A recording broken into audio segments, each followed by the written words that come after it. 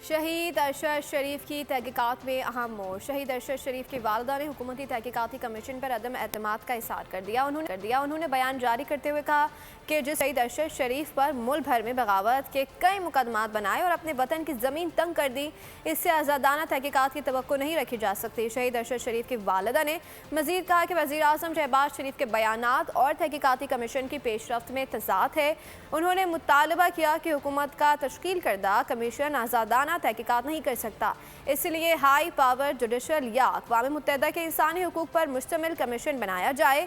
Appeal भी की कि अरशद शरीफ की शहादत पर सियासत ना की जाए।